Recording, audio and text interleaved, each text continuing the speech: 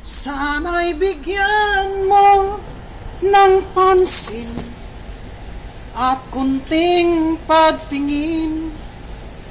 Ano ang aking gagawin upang matutunan mo akong mahalin? Yeah! Hello, hello, hello, hello! Hi! Nag-umpisa na ang aming trabaho ngayon. Baka magre-regular na ang work namin.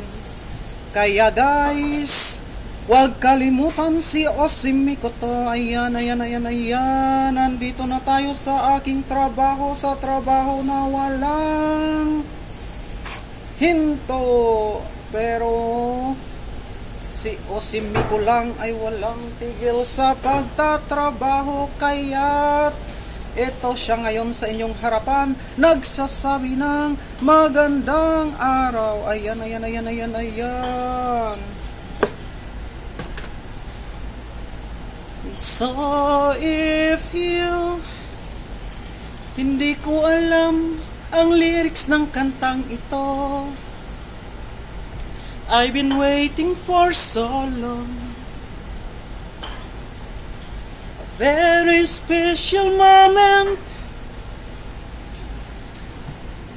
as you always be with you and I,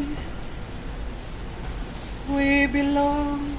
Hindi ko alam ang kantang ito, kaya't kayo na bahalang humusga. So ayan, ayan, ayan, ayan, naglilinis ang aking mga kasamahan sa trabaho. Ayan, naglilinis sila. Ayan, si Rahim, hi, hello. Hello, hello, hello.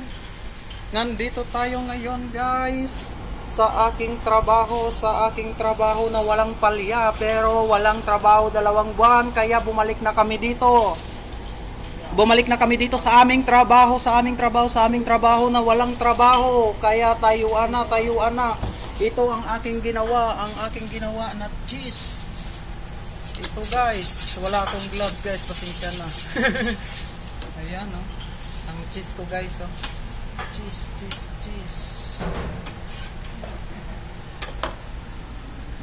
Gagawa pa ako ngayon ng pancake ang aking gagawin pa ngayon guys.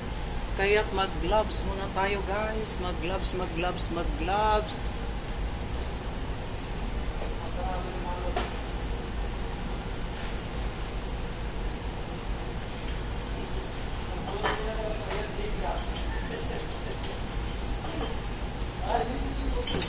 Ito guys, gagawa na tayo ngayon.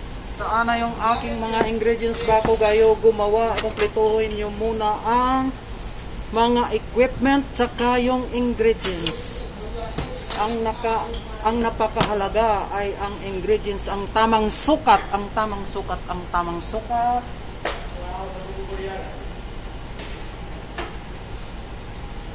All you want to need is to sift the flour first. If you completed all the ingredients,